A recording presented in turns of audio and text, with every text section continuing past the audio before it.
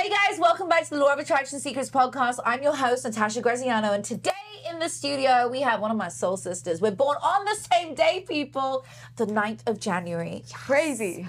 90s babies. It's actually crazy because we have so much in common. She's known as the Weed Fairy. She also is known as one of the top podcasters. She has a show called Shirley's Temple, which you have definitely seen me on.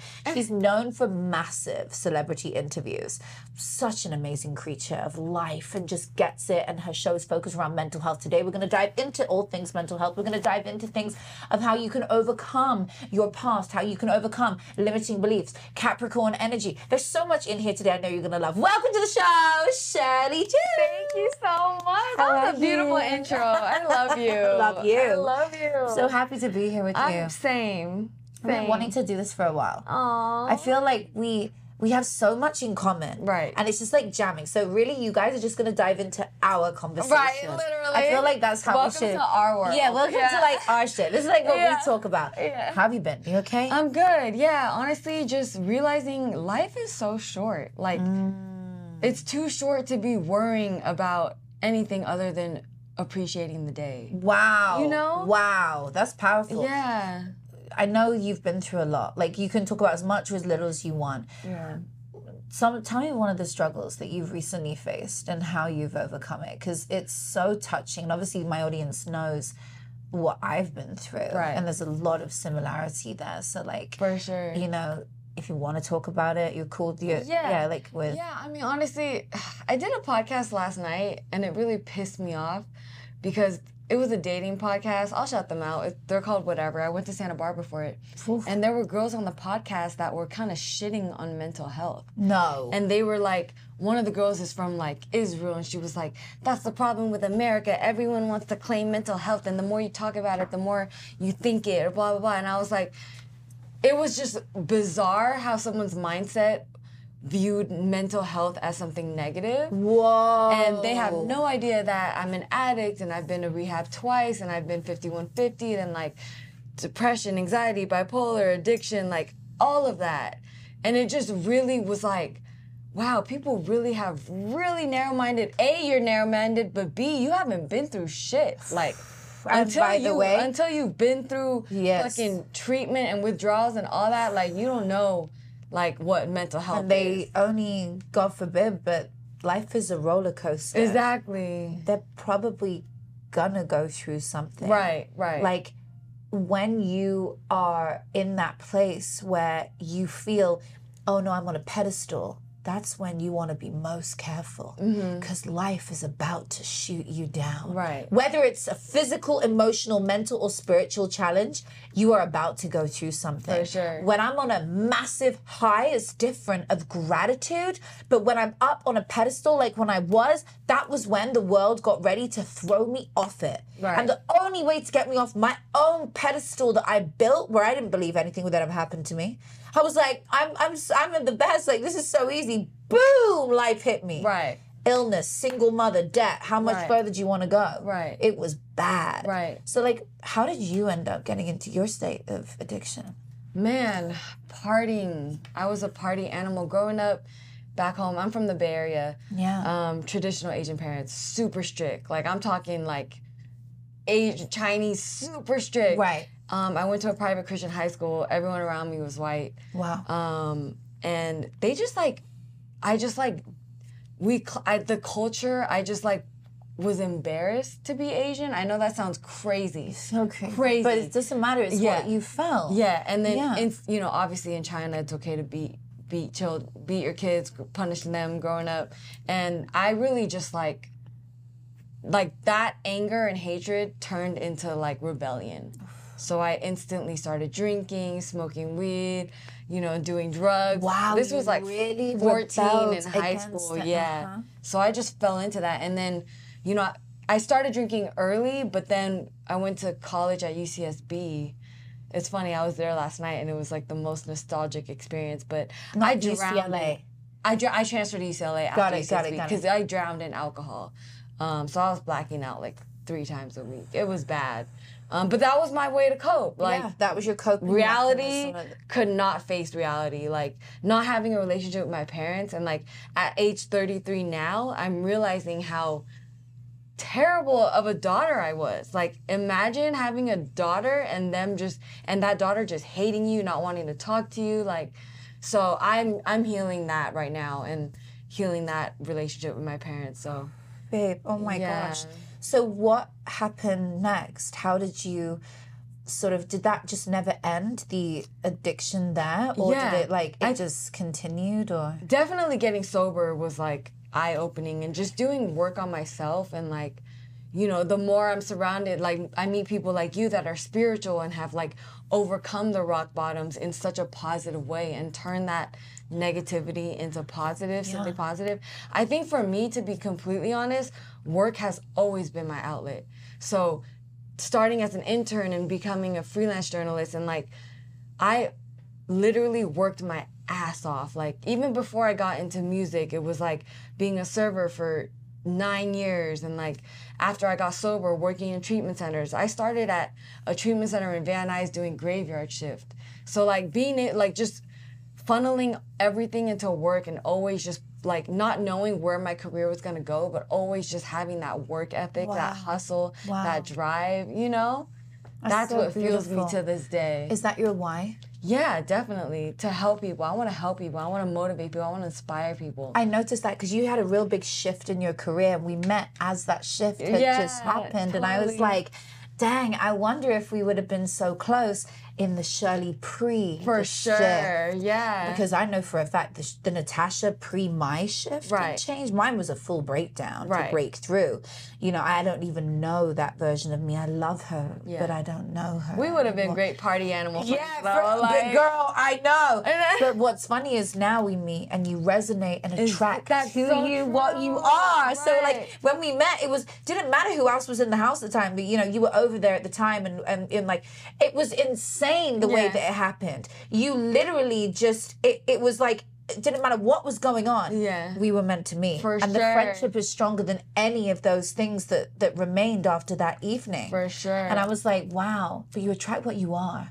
And you're like on that journey of spirituality seeking. You're on that journey of like happiness from the inside, joy, love, and everything you talk about is focused around mental health. And of course we have these shows and we have fun people on and we dive into like crazy shit. Yeah.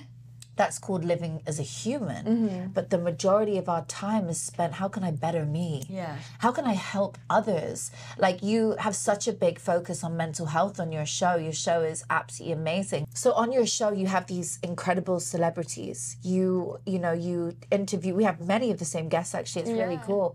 But you go into a lot around mental health. What is the first thing that someone can do if they're wanting to sort of look at themselves and course correct where they're at? I feel like I learned this from people like you, like just like being able to sit with yourself and be honest with yourself. Yes. That you have to heal. Yes. And for me, it was definitely trauma. Like, you know, when I had you on my show, I was asking you how you overcame your trauma, which, you know, I saw something about a car accident, blah, blah, blah.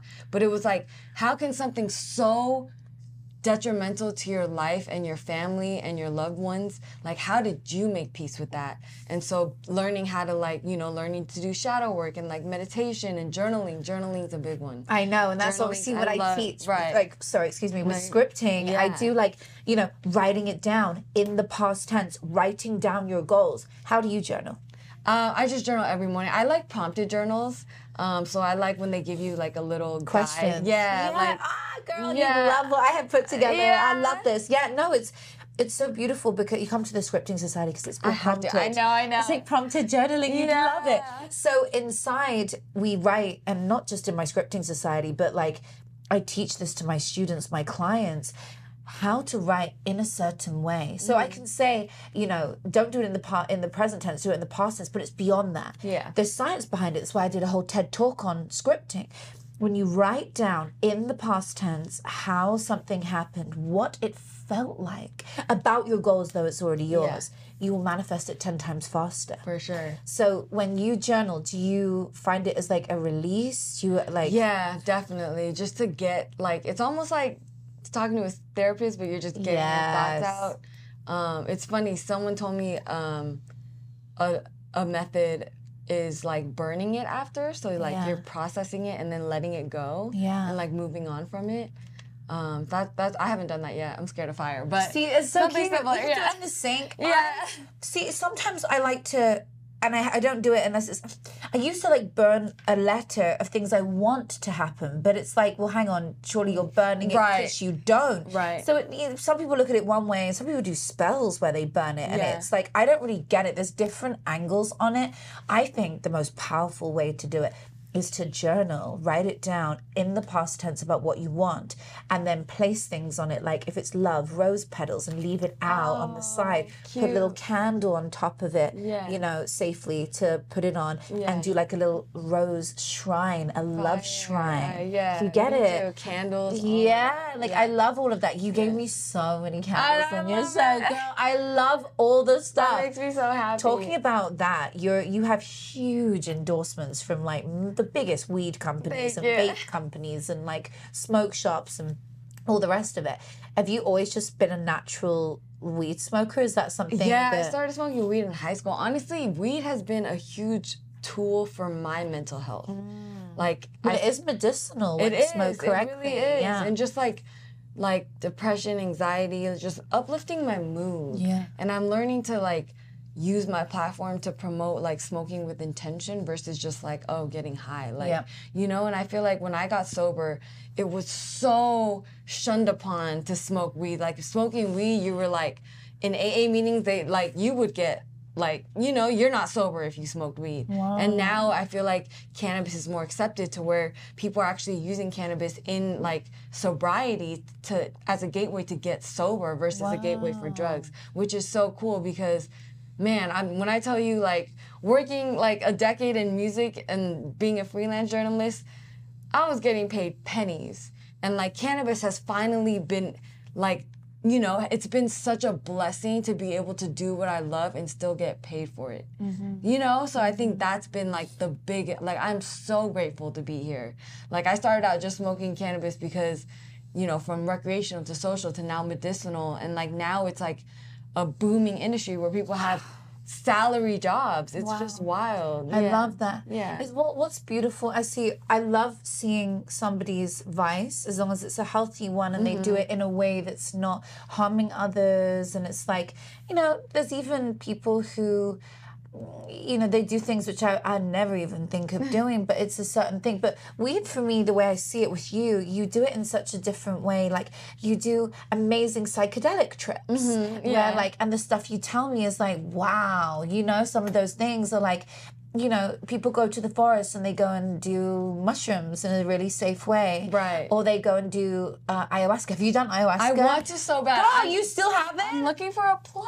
Oh my a God. good one. A good one. You don't have to travel for it. I know. I can connect you to those people please, for sure. I would. Oh my gosh. Okay. Remind me after. Please. But I have one in Peru. Oh my gosh. So this is I actually had this is a great question for you. So remember how I told you I was stuck? And it feels like my potential, I'm at this wall and I can't seem to get past this one thing. Okay, what is it? I can't say.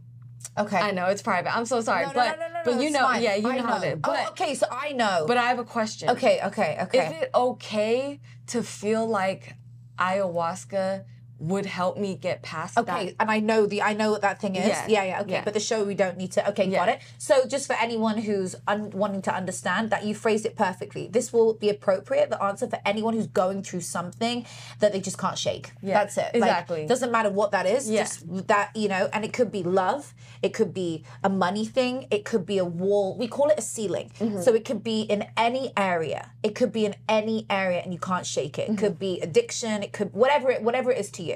Okay, so the thing that you're hitting the ceiling on, okay, what is, so how do we overcome it? So your question is, how do I overcome the wall that I keep hitting? And is it okay to want to think that ayahuasca would help me change? Like, I think people tell me, like, it will help I think you? that's what you need. Like, I need a spiritual awakening to be able to move forward from this, like... Yeah, the thing. Okay, so I get it. No, I totally get it. And it's so relatable because this is a question which I get the most, but they're really phrased as I'm stuck in this cycle and how do I get out? So yes, ayahuasca will help some people is the answer. I can list out people who have had a one-time experience and had a breakthrough. I can list out people who have had a one-time experience and had a relapse. So they've come out clean and come out happy and come out like out of the relationship, come out with clarity, come out with getting over the trauma, whatever your thing is. But the problem is they've looped back into that relationship. They've looped back into whatever that thing is for them. And so that can also be a bit of a problem. Some people need 3 trips on ayahuasca. So I can have 3 different examples. I can literally think of times where it's super helped people and super not. That's scary. How does it not help Because people? if you go in with the wrong mindset, right. you will have a bad trip. Right. I've got That's scary. a girlfriend who was literally, she talks about it, and many girlfriends, in fact, more girls than men. Send me that because I want to do my research on it. Right, and they've had bad trips. See, that's scary. That's scary, right? But if you have a good trip on mushrooms, then it's kind of... I've had a bad trip on shrooms, but it was in high school. But I've experienced how scary it can be. So that's why I'm like, maybe I should... It almost feels like I need to get past that place to do ayahuasca, but then it's like, I feel like ayahuasca is going to help me get past it. I think ayahuasca... I'm lost. I think there are many positives to you doing it. There's an entire episode on this show where we talk about ayahuasca. I'm going to watch that. I'm going to listen to that. It's so worth watching. The entire thing is about ayahuasca. We have to get that to you. Yeah. So that's another thing. But the actual truth of the matter... It's myself. I have to... It's self-hypnosis. Hypnotherapy, it's you talking to your inner child, connecting to young Shirley and being like, what made you feel this? And what's the root cause of it? Just today I had a lady on the show, and the episode's probably out by now, or maybe it's coming out soon. I think it's coming out soon. And we spoke about emotional trauma beneath dis-ease. So beneath tumors, beneath cancers, beneath dis-ease in the body is not just ill health, it's an emotional trauma that's been stored. Something that we cannot believe, wait, that? And it's stored and it got worse and worse, and it's like layers of sand building on top of it. Right. So what you really want to do is you want to go into deep guided hypnosis meditation. I can do one with you, and oh my god, yeah, and we should actually do this, babe, and go deeper, and it'll be emotional as fuck, but I would love that. It'll help you free yourself of whatever this thing is or person is, and you can go into it and basically ask yourself, what is this coming from? Why and how did this occur? And when you find out what that root cause is, you just lovingly let it go and you forgive it, and you tell your inner child, it's okay. Yeah. Now we're going to release it. Yeah. And you won't do it one time, you'll do it multiple times. You'll let go of whatever it is that you're going through and that you've been through in the past, and watch how the other thing in your adult life that you're facing stops occurring. For sure. I feel like that's what's hard for me. I have so much trauma that I blocked out the childhood. Like, those memories are gone. Yeah, many people do it. It's crazy. I literally don't have so many memories of certain phases of my life. When I first had my son, I don't remember the majority of his first year. Wow. Because I was so unwell for a lot of it, and I just don't remember. Wow. So I'm like, well, how do I get that back? But actually my mind just wanted to block out a lot of those traumas. Right. So what you can actually do in hypnosis is you can go deeper and find out what the things that were going on that you want to block out, but what do you want to remember? Let's pull back some of the beautiful memories. There will be good memories. Yeah. There'll be a memory where you're in the park, super happy. Yeah. There will be a memory that you had at some point. There must have been a good memory with your mother, a good memory with your father. And that's crazy you say that. I don't know if I have a good memory with you my might mother. not on the outside. Which is crazy. That's so crazy you say that. But you'll find one. Oh and then you and I have to find one. and you have to, and you release the negative. I'm getting chills. Right? And you release the negative and you focus on those beautiful memories. So what we're doing is we're reprogramming our subconscious mind to believe a new story. Because the truth is, if I ask you, what did you do last Thursday? Right now, you'll give me your rendition of it. If I ask you in 2 weeks, what did you do 2 Thursdays ago, the same Thursday? You'll give me your rendition of it. But it'll be slightly different. Very slightly. If I ask you in 1 year, what did you do on that Thursday? It will be completely different. Right. We create our own memory. Right. So True. what you're remembering, you've actually changed a million times, maybe 3 times, but you've changed so many times the actual version of what happened to either protect yourself or deflect. So in some way, you've remembered it. So when we're creating memories as such, we can actually redesign our childhood. What we do is we go in through the subconscious mind back into our childhood and we relive a memory. And then we say, pause, let me observe what's going on when I was traumatized. Let me redo it. How did it look in a different way where I wasn't abused, where I wasn't traumatized, where I was loved in that moment? Wow. And then from there, because we are redesigning that version of the memory, what now happens is whenever we think about that thing, we've reprogrammed our subconscious mind not to think about it in a negative way and to see it as a positive. Right. Do you get it? Yeah. I have a question for you. Yeah. When did you know you were healed? Right. Well, the truth is, I think we're a constant work in progress until the day we die. However, when did I know I was healed of the majority of the big things? It's when I could wake up in the morning and feel good. Yeah. When I could wake up feeling like I'm going to be okay. I know that life is happening for me. It's happening for me, not to me. Right. I felt good and happy, filled with joy and no resentment. Right. That's what healing is. Because healing is, you know, maybe on the outside, we're over our addiction, or we feel like we're, you know, in a better place, or we've let go of something. But really what it is actually a knowing of like happiness and feeling like I am so happy in this space. I am so grateful. I'm filled with joy and gratitude. And that's when I knew I was healed. Wow. I've had many times, like, you've been, sorry, babe, you've been through so many things too. Yeah. Like, give me another example of something that you've been through and how you overcame it. Man. I feel like the music industry as a whole, man, that shit is hard. And you are very much there. Yeah. I literally remember when I was coming up and I've had major opportunities taken away from me just because I was female. You're joking. Oh man. And I look back and, man, everything happens for a reason. But I've definitely, you know, the music industry is not for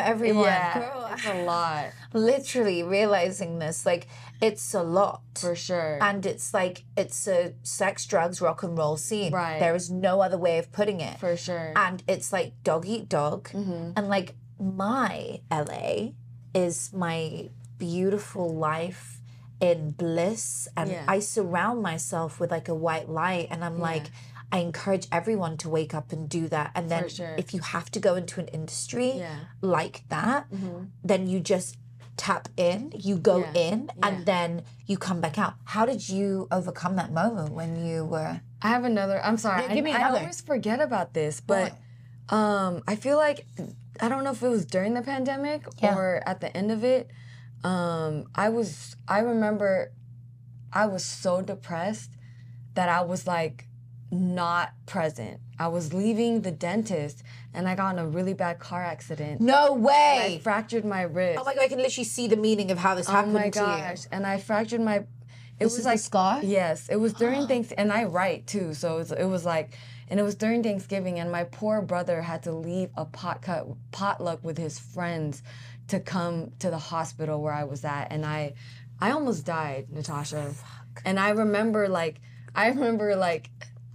when I was healing and getting back into it, I was doing interviews in a cast. Like, I was so sick that it, like, slowed me down. Because, like I said, work is everything. Like, if there's an artist in town and I want that interview, like, I'm going to do whatever it takes to get that interview. But this car accident, like, slowed me the fuck down. And it just was, like, a reminder that, like, I need to, like, I cannot live like depressed. I can't live in this low vibration. Like, I cannot.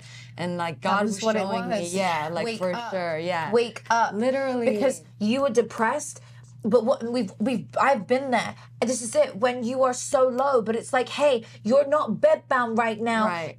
Injured or unwell like somebody else is. Wake up. And that's Right. literally what happened. Yeah, and I remember when the doctor asked me, like, or he told me he cut me from the top, so because he knew I was a journalist and Yeah. I would have to write on my computer. So I just look at this scar and I'm just like, damn, like, you know, like, Yeah. that shit's crazy. Big meaning, yeah. but that for you is why never to go that low. Literally. You every time you see that, you think, That's so I don't, true. you know, I will never. I have other scars for other reasons, but if Yeah. for you, I would look at that and that would be my reminder of not sure. what happened, of my reminder that I'm alive. For sure. That yeah. somebody else didn't make it out of that. Right. That I'm alive, that I'm well, that I am so grateful for my Right. life. Thank you, God, for giving me another day. Right. That's my reminder. For sure. And like you have so much to do with your life that is so you. abundant and blessed, and like every person that meets you.